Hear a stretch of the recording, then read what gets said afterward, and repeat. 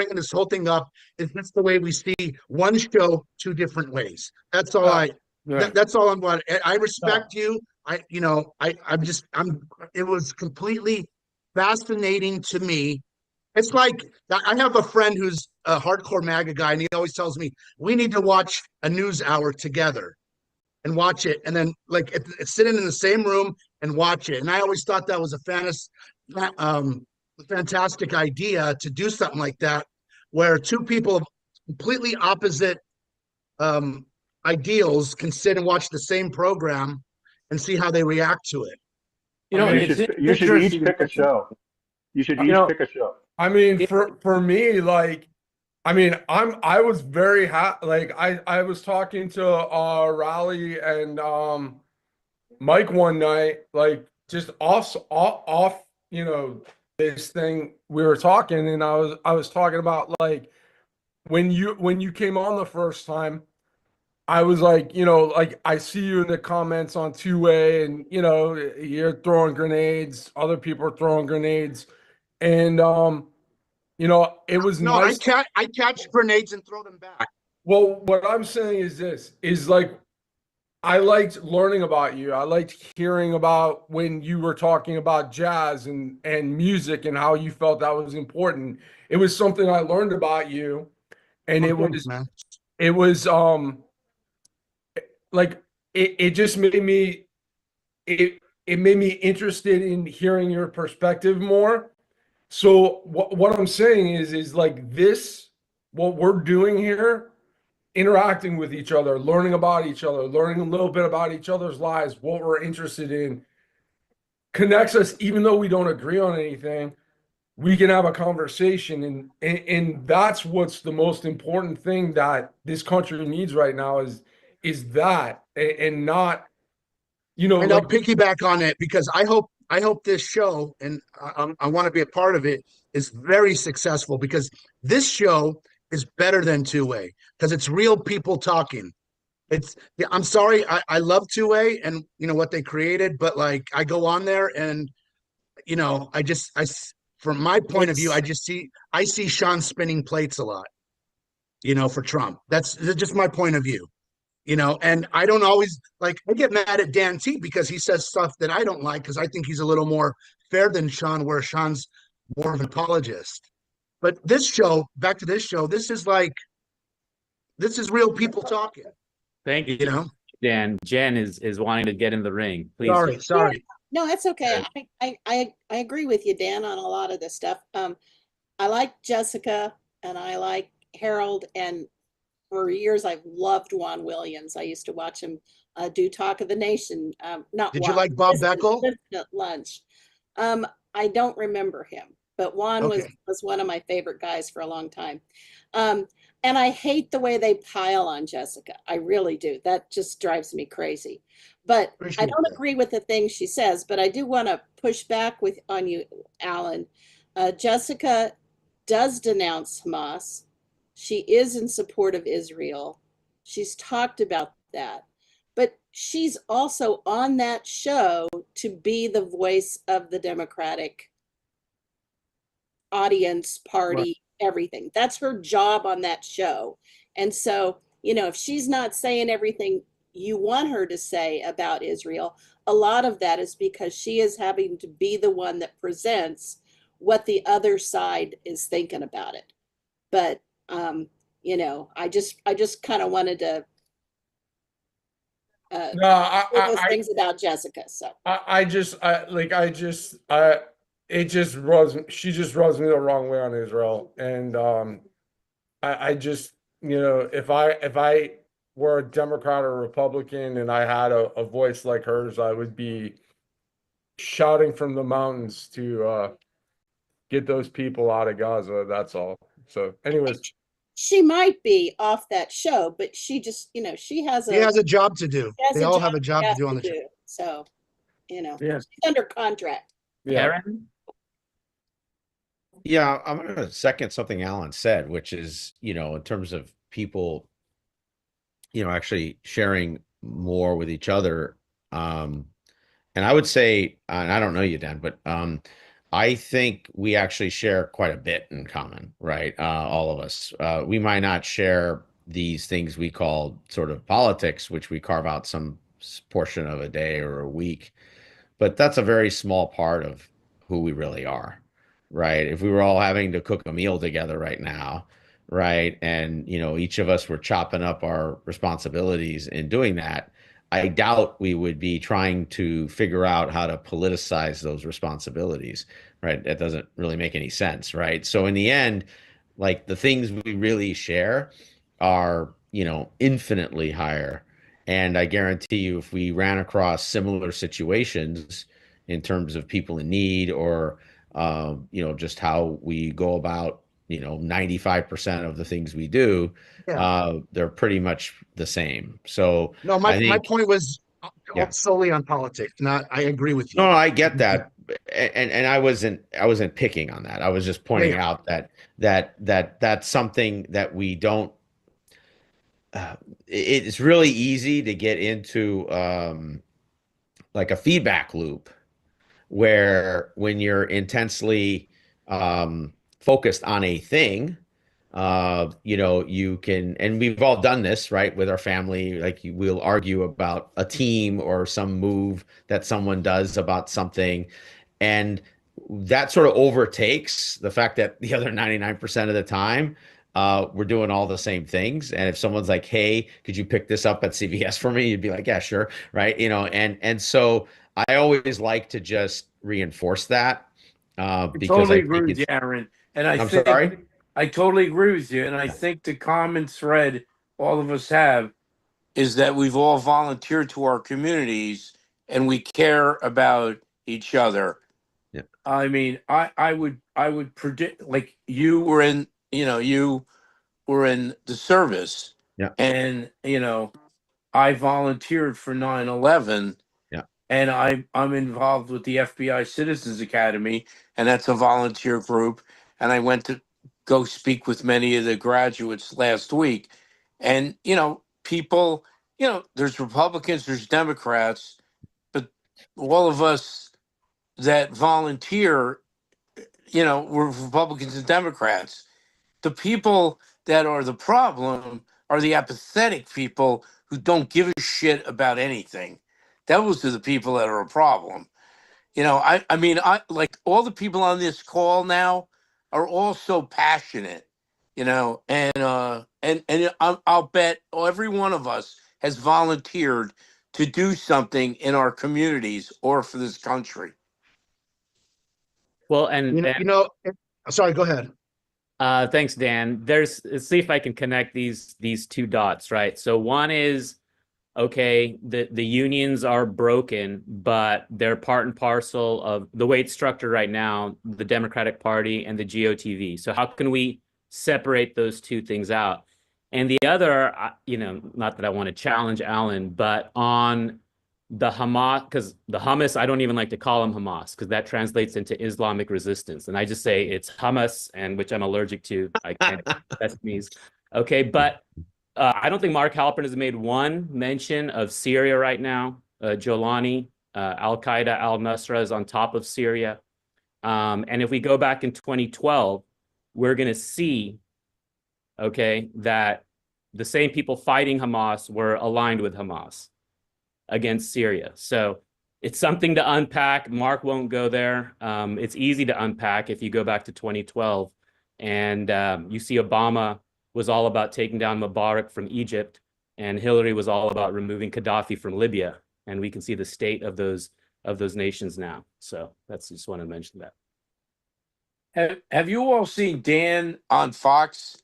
He's on Fox a lot. He was on last night, and I can't do it. So he goes on, and he's even more moderate than on Two-Way. Yeah, that's He why I doesn't even can't do argue. it.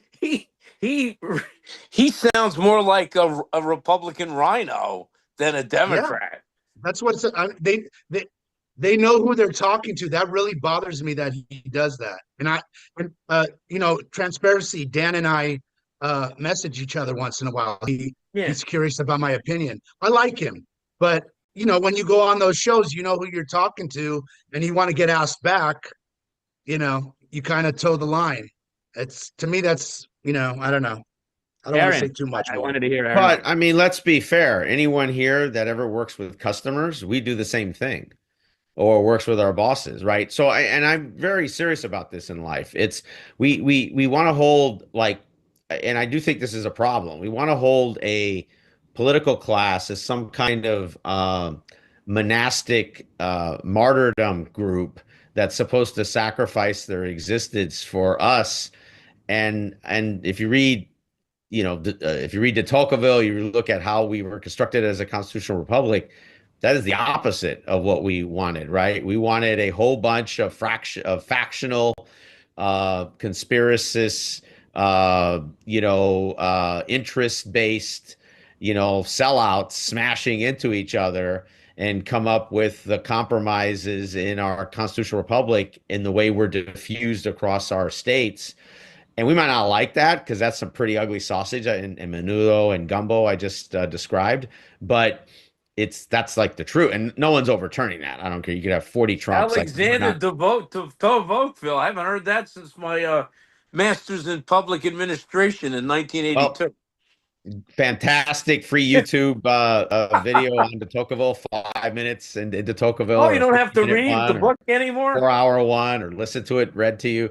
But Wow. the point is that like that's really who we are, right? And I think whenever we see, and I think that the problem nowadays is that we have so much transparency, right? Because we see people everywhere because everything's gotten flattened. So we can point out, wait, this person's attitude changed here to here to here. What are they? And it's like, well, you know what they are? They're an economic actor is what they are, just like everybody else is to some degree or fully. And we just can't be shocked at that, right? And I mean, we can all run in with our grenade vest and blow up every situation we're in. But at the end of the day, we can't be shocked if we do that people are just going to be like, you know what? I'll bring you back on the slow day, or I'll bring you back on the crazy day, but they're not going to invite you back 3-4 times a day or a week or whatever. And I think that's the thing we have to realize is that most of these people are this weird new group of professional political analysts, kind of the way there's like a financial analyst, but there's no Bloomberg TV for politics, really. Like Politico doesn't have its own channel or you know what I mean? Like where they're actually not journalists. So the old line journalists actually write in the newspapers, and I would read their columns, and then eventually they'd be on TV. Yeah. Like somebody like Eric or George Severai. Will. Look at George Will. Yeah, look, George Will. So I would read Newsweek magazine every week from the 70s. George Will. And then I would read, William Safire. I'm reading this one. The people on today, Jesse Waters, and I don't want this to get back to him, but the only reason why Jesse Waters exists is because Bill O'Reilly got fired. And Jesse Waters was on Bill O'Reilly. He was the guy on the street asking kids at college spring break, do you know who George Washington was? Dean. So he's not a serious person. He's not a serious person. No, and then he so Bill O'Reilly gets fired, and now he's the next man up. Well, it's next man up. I've got no problem with that. I like Jesse Waters. I like Jessica. Well, I like him, but he's not a journalist. He's not. No, I don't think he claims to be, but I think he does a good job of what he does. Anybody happen to catch the show, the After Dark or whatever they're calling it now? 2A tonight, 2 nights ago. And this is, I think Aaron just made the point, or maybe it was Vincent made the point about we got to, people have their own self-interest to try to stay on the air. This one guy, his last name was Rosa. It was just fascinating to me. He was a staffer for Joe Biden. And then for some reason, he was out of, he stopped working for her. I didn't catch that. But the point of the story was that he was a talking head for a time on CNN. The White House asked CNN to stop using him. And somebody asked, well, how did they know not to stop using you? They actually have a Booker's catalog or notebook, and you get a little note by your name saying, please advise don't use for, whatever. So to whoever made that point, it does happen on both sides. And that was just fascinating that was one. And then the second point that he made was that, I think I talked about this yesterday. I was just surprised that the Biden administration was so pissed at the New York Times. They thought they're not in my corner. Why aren't they, why are they asking me all these questions? Why aren't they getting my story out from the Biden administration? And I just found that fascinating, that I think everybody looks at the media and says, why aren't you carrying water for me? Dan, I wanted to ask you a question. Was that your question on in the poll? They talked about a Dan, not Dan Turrentine. No, I didn't. Oh, you didn't? Okay, so it was another Dan asking a due process question. I thought that was that was a cool poll. I hope this group, again, I think it was Dan. I'll give him credit. I like this forum because it's real people, and you actually get a chance to talk and grind your gears. Alan, that's my line, not yours. Don't steal it. I already stole it from somebody else. Kidding, of course. But you get to talk. Wasn't trying to steal it, Dean. I saw you made a comment, so I just made the grind the gears. So that was good. I'm not stealing it. I'm teasing you, brother. Thanks. I think what would be cool if we did sometime is, try to talk, like, we all come from different places in this country, and talk about what's happening in our own towns locally, and kind of get a perspective on that. I mean, I think that would be cool, instead of always talking about what's happening nationally. Yeah, I completely agree. I mean, I tend to focus almost exclusively on local stuff most of the time, and then just kind of get dragged into more national stuff if something big is happening. I just tend to always believe, number one, that's where you can kind of have the biggest difference. There's also, it's just less intense, right? And everyone's wired differently. Like, I'm just not that wired for banging all the time, right? And because if you have a job that you do that in, it's just yeah, I mean, some people are built differently. They can do this 24/7, more power to them. I'm not one of them. And, I just find when you talk about things that are more local, it's tangible, right? It's something you can. Where do you live? I live in Northern Jersey, a town called Teaneck. I've been here, 20. I was born and raised in Southern California, in LA and Pasadena, and then I went in the Army after. Well, I was in the Army. 3 miles from Pasadena. Where? Eagle Rock. Oh yeah, I went to college there. Did you support Chris Christie when he was governor?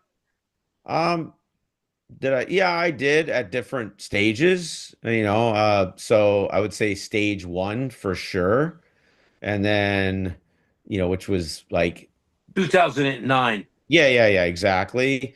And then, I think he started getting a little funky around 13, 14. He started having aspirations. I always tend to have very good radar about somebody at work or anywhere else that's sort of promoting themselves to the next thing before they kind of earn the next thing. And Northern Jersey, are you near Warwick?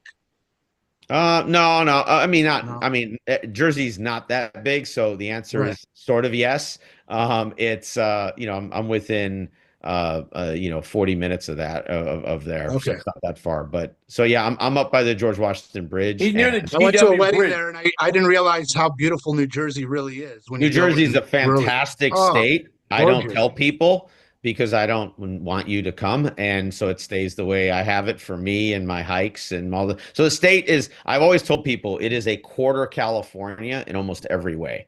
That's So why I like it. if you treat New York City as LA and Philly as sort of San Francisco, and then you have the deep south of Jersey is the Kern Valley, Central California, the growing area. That's where all the food is that the state produces, and about a quarter of the food in the whole region comes from New Jersey. And then you have this huge long coastline that's 300 miles of beaches. Gorgeous. Yeah. Which is the coast of California. Aaron, I am Yep. not a fan of your jug handles in Jersey. Other than that, it's beautiful. Well, so to be Sinatra was fair, born in Hoboken. yeah. So to be fair, Ohio, Pennsylvania, Michigan were the initial recipients of the Highway Act in the 50s, because those senators did things that today we would make fun of and ridicule, like prioritize their state's interest in getting highway funds.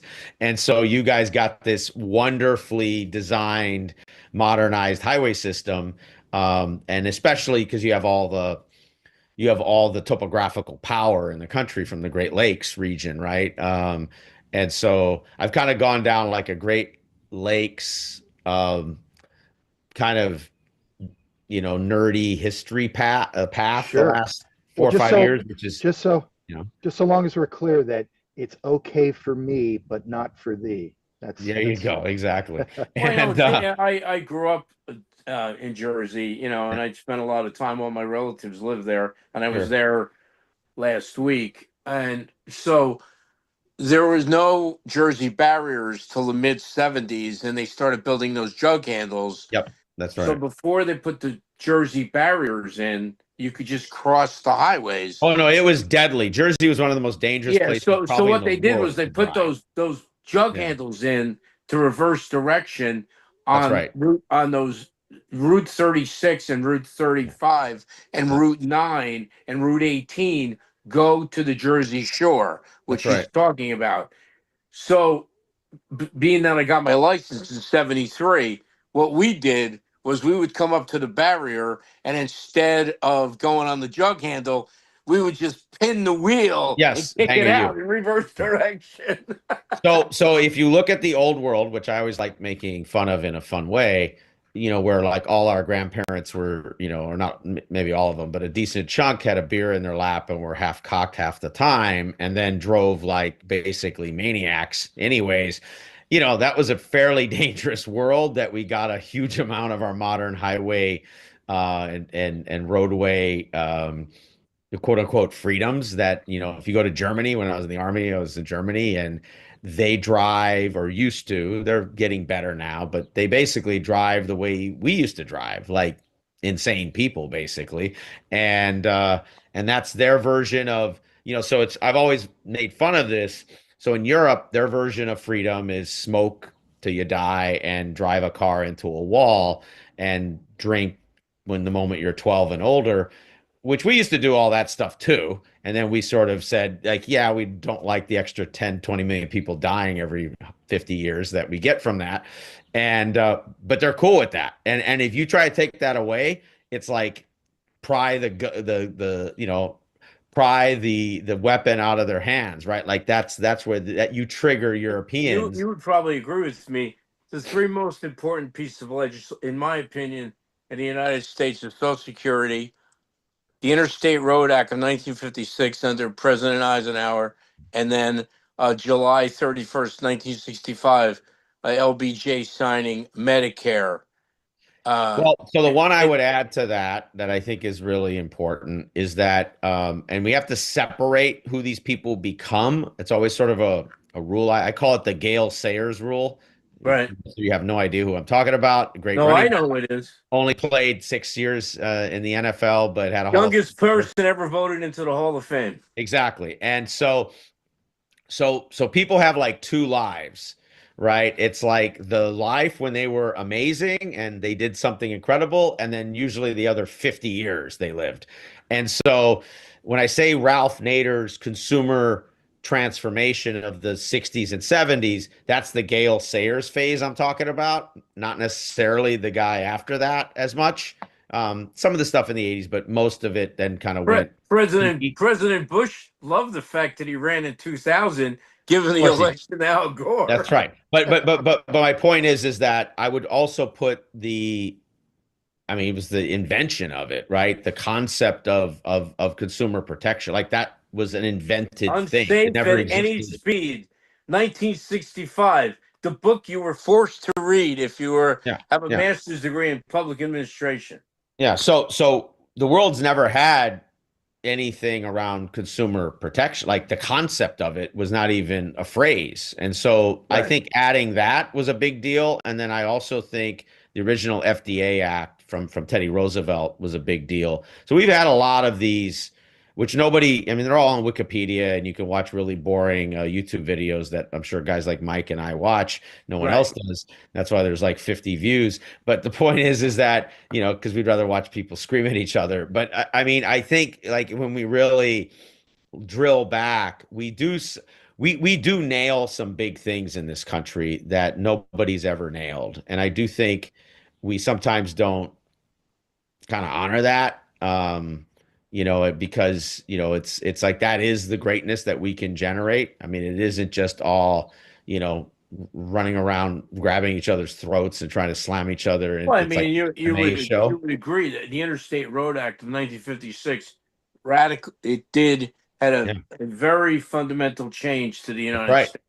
100%. You don't have LA or Houston or any of the modern, or Atlanta, like all these cities that are basically post 50s modern super cities in this country without that act. I mean, you don't get that. And I think, you know, we've got these, you know, and that's one of the things we're not doing, right? We're not building new, we're sort of stumbling our way around building new things in this country, and we aren't building purposely new regions, right? Like, you know, and like places like, if any of you've ever been to Oklahoma, but I've spent a decent amount of time there for work over the years, and a little bit in Agar too, in a place that is very loud, Fort Sill. But point is that place like Oklahoma City, you know, should be one of our new great cities in this country getting built, given the region it's in, kind of how, you know, where it's at. Kansas City, the same way. You know, but we don't, you know, we kind of, we don't fight for those things, right? Because they're either not cool anymore, or it's like losers care about nerdy stuff like that, or nobody in the politics can recognize that, like, you know, if you're in a big city or you're in some other region in the South, in Florida or Texas, you benefit when a place like Kansas City is 3 times bigger, Oklahoma City is, or, you know, it's becoming a growing place. And that's part of our problem, is that we don't value others succeeding, which is, you know, some of our fundamental bias as a species, right? We care more about somebody else doing a little better than us than we do about people doing better overall, right? And it's a hard thing to overcome, you know. You know, it's somebody else on the call. The woman from, is her name Jan? I'm bad with names. She was on the call earlier. She said she's lower middle class. Jen's here still. She's here. I'm Yeah. here. Oh, You might not be able to see her. it's funny Jen, you brought this up. I had to go to FBI New Haven, to the headquarters on Tuesday night. So I had to go into New Haven, and I was in bumper to bumper traffic, and a woman, 2 people, instead of using a "I'm homeless" sign, the woman had an iPhone 16 and it said "I'm homeless." So as my car pulled up, she took the iPhone next to the window that said "I'm homeless." So then I thought, how does a homeless person? So I have an iPhone 16. I think they cost like $1,000. I'm like, where did she get an iPhone 16? And she probably has internet access. I'm like, I can't believe homeless people use iPhone 16s now instead of a sign that says "I'm homeless." And what you said really resonated with me. I couldn't wait to tell you the story. You know, it's Yeah. very, you know, you shake your head, you know, like, I don't, Yeah. I, Yeah, like what's going on here? Not cheap phones and not, like a basic amount of service. No, It's no. like they have unlimited on everything. I have But- never had unlimited on anything. She goes to my car and puts next to the window, "I'm homeless" on the phone. It's like I'm thinking, what? Ah, man, I shake my head. I don't. I mean, like there's so many arguments about, with upper middle class and wealthy people that live in my county, and there's 10 billionaires that live 5 miles from me, and then they have children, and then there's all these people, and so you say you have EBT. So a controversy that's come up in Connecticut is that people that are on public assistance will go to Disney World and then use their EBT cards to buy food at Disney World.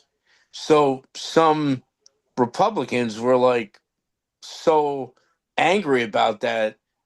But then I have I have many friends that are Democrats. They're like, how people that are poor should be able to go to Disney World, and of course they should be able to use their EBT card at Disney World. And I'm like, oh boy, here we go.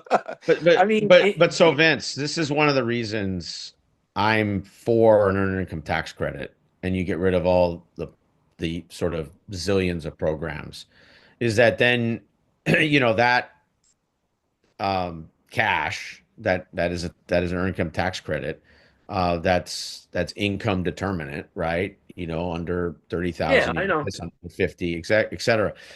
Then that's for those people to make decisions, and people will eventually, right? Because we all do eventually, because we want to stay alive, like fundamentally as a species, right? Like, some people work hard, sometimes not to, but fundamentally, we are directionally, like that's our true north. Like we will make enough rational decisions, and we will also social beings, so we'll see others making decisions that benefit themselves, and so you kind of move those numbers over time towards better decisions that happen naturally, and you get rid of a huge amount of the politics of it, right? And I found consistently that you have what I call the programists, often on the left. They believe in an era of, it's a weird blend of sort of FDR New Deal, which FDR New Deal wasn't about like 250,000 programs, right? It was actually about a handful of big programs. So in a weird way, Right. they're kind of anti-New Deal. They just don't even know it. But like at a program design level. But then it's really the LBJ world, right? It's that we can, which is really just an extension of the 50s and 60s, smartest kids in the classroom, right? The McNamara's, and like we know better because, we've been able to study this the way we did. And so let's construct 280 different, helicopters, programs, because we need them all, right? And then you don't get any that work. So I believe that you just over time transition all those programs to an earned income tax credit, a really nice deductible, and you just let people rip, and they'll figure it out. They'll rip. And if they drive Ubers, and you'll have you're always going to have some people who need different support because they're incapable, right? Whether mentally or physically, that's different. But that population is much smaller, right? And if they know they have $750 a month coming in, or per kid or whatever, and the deduction, they can work, they can hustle, they'll get what they can get done. More importantly, it'll cover, usually the number one thing that people struggle with is a roof over their head, right? And if you can't get a roof over your head, if you ever had relatives, or you've had friends or kids, friends, that's the struggle, right? Like they can't hold a job, they get their transportation, Maslow's the whole thing hierarchy of implodes. needs. Maslow's Exactly, it's a hierarchy of needs. Needs, right.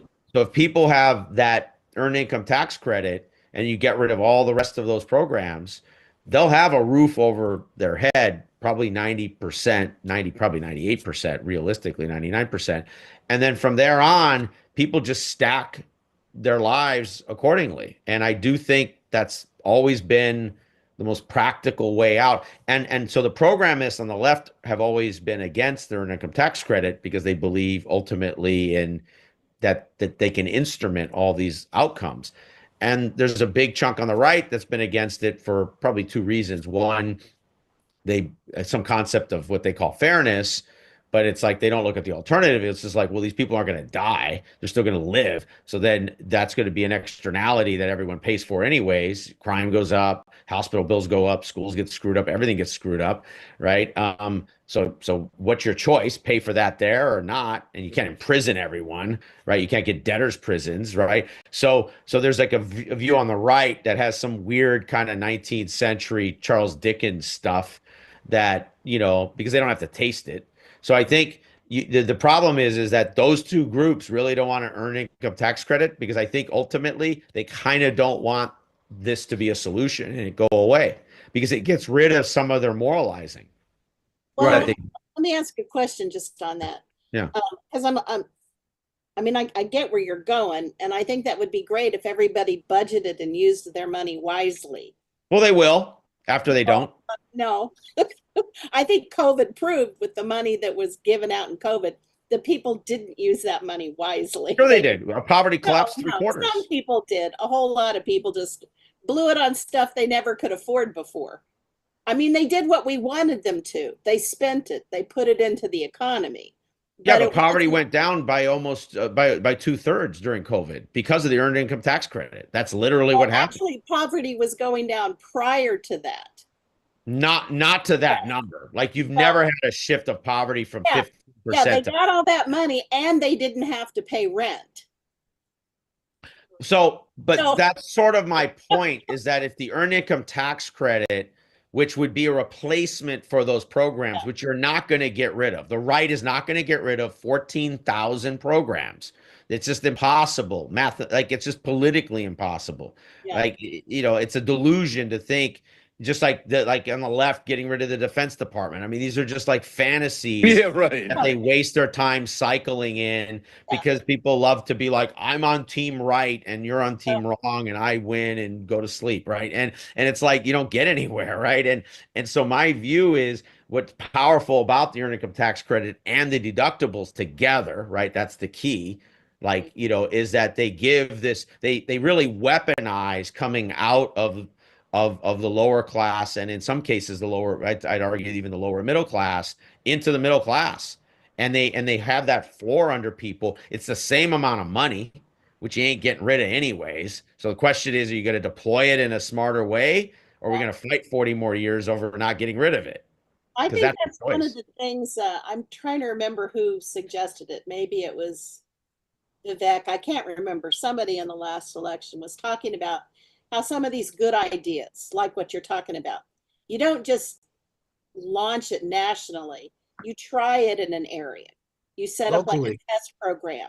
And Well, you we've done that. We've done that. see if it works long term, for a certain amount of time, you put it in the areas that you would most want to have it make a positive difference with, and then see if it flies or if it fails. Yeah. Well, and we've done that. That's why Mark Rubio is 100% behind this. Like, it's not like this isn't like fantasy land anymore. Like this is, this is a real thing, and look, you will get a certain percentage of people who look, when we were in our 20s, most of us made bad decisions with the money we got or the jobs we had too, but we stopped making those at a certain point and we started making better ones. I'm not saying perfect ones, but better ones. And that's all you have to do is just make better ones, and people will make better ones. We know that because you can only buy so many TVs and phones anyways.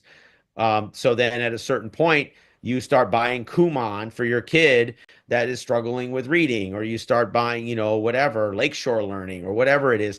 And that's what people wind up doing over time. It's just, and by the way, you're going to spend the same amount of money. You are not getting rid of SNAP because then you're taking on the agriculture industry, and the world is 500 and 0 or 0 and 500 taking on the ag and farming industry in human history because farmers, both of my side's grandparents were farmers, are Ted Bundy sociopaths, and you do not take them on because they might fight each other in business, but I'll tell you, you take them on as an interest group, it's World War IX. I mean, I agree with you on World that War one. Z.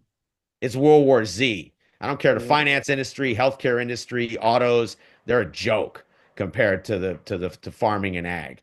And SNAP is foundational in farming and ag. You might not like it, you might disagree, we all might sit there and say cut it, blah blah blah. Not a dime is changing in that world.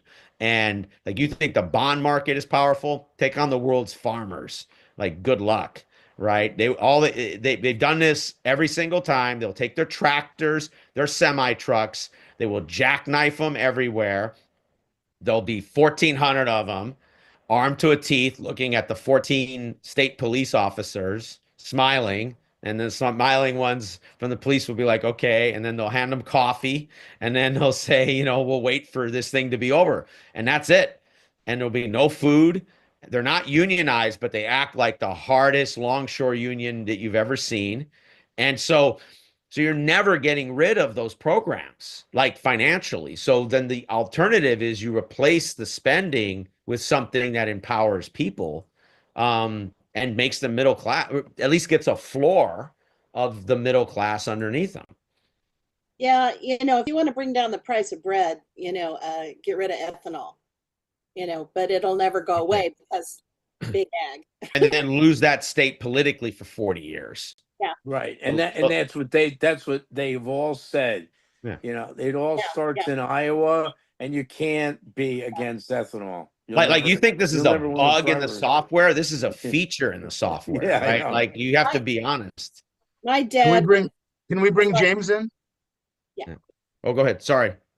Late to join everything this morning, and can only be here a few minutes.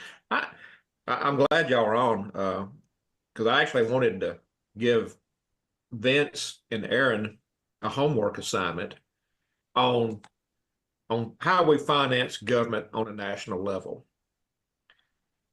And it's probably going to be fantasy, but I have done research on trying to figure out the total dollars that are literally transacted on a daily basis in everything from retail sales, services, what attorneys, accountants charge, all of that, and in the stock market itself, just in the United States. And I've gotten some figures, but the bottom line is I know it's a lot. What I'm trying to do, what I'd like to see done is it's really just do away with our income tax system. Now, our income tax system is geared toward a lot of good incentives, depreciation. You talk about the earned tax, income tax credit and all that, but that's how the program's set up. Our income tax system is there to supply revenue to government to do its programs, right? Yes. Okay. So here's my proposal, and I'm just going to pick a figure. And I did find this out the other day. I've often wondered, are things like accounting fees, lawyer fees, are they taxed? Is there a sales tax on them? And I found that there's 3 states that do that. I think one of them's North Dakota, one of them's South Dakota, maybe someone else. I didn't think that anyone did it. But let's just say this. Every single thing we do is taxed. Now, I'm just going to pick a figure. It can be high, it can be low, but let's just go with the simplest figure in human history, 10%. No matter what, there's no exceptions to it. I sell something, it's 10%. I build something, it's 10%. And then go into the stock market. And I know this is just going to sound stupid, but I would like for y'all to research, because like I say, y'all a lot smarter than me on this. The amount of dollars exchanged daily in the stock market transaction is in the billions, correct? Yes. Billions and billions of dollars. Someday it's there's been days it's $1 trillion. And so, and Vince, the same stock may be sold how many times during the day? I mean, you got to wrap your head around those figures. Yeah, I know. Yeah. It's a lot. So what I'm saying on that is, we'll call it a fee, but you can call it a tax. And you're not dealing in 10%. You're not even dealing in 1%. I would say you're dealing in a millage. You can deal in a mill, 1/10 of 1% on literally every transaction that's done.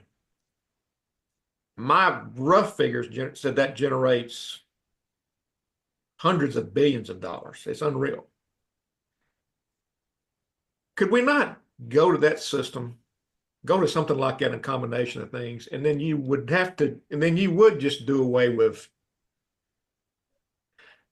the income tax portion of everything, where I just paid, $850 for income tax returns on my little bitty business and on our personal. That's way out of the box thinking, but we would just sunset the whole friggin' income tax code and maybe go to something like it. I think it would free up a lot of capital that's spent on compliance. And yes, industry uses it, corporations use it to gain advantages. But I keep going back to conversations I have with our state legislatures. I said, you guys raise a tax. You set a sales tax at 5%. And people tell you that's kind of high. And then this small group over here, which Aaron, you mentioned farmers, they're good about it in this state too. They'll go to the state legislature and say, look, we're having a tough time competing now. You're going to raise this tax. Can you figure out how you can do an income tax or sales tax credit or some kind of credit for our little crawfish industry down here we have? Oh, we can do that. Just come to Baton Rouge and we'll talk about it. By the way, we're going to meet at Ruth's Chris Steakhouse and you're paying for it. And that literally is what happens. So you get all these, basically a carve out of tax exemptions where you're taking in, you've got $1 billion just in tax exemptions spread across all these groups. And then you come to the public and say, our budget's going to be short this year, $1 billion. Well, why don't you just do away with all these tax credits? Make everybody, you lower your tax rate, you do away with all these tax credits or I'll say sales tax exemption. You'll be taxing everybody at a lower rate with less compliance cost. I just think that I would like to see something like that looked at. Again, it's probably finished because we've got everybody so deep now into our tax code with so many benefits, and all these guys are lobbied every day. I need this special tax credit. I need this. But at the end of the day, I think you'll put a lot more money into people's pockets and they can spend it how they want to do. And I think you'll finance federal government handily. What do y'all think? Yes, James, we're just going to plug the show here 1 second and we're going to continue this conversation. Bear with us.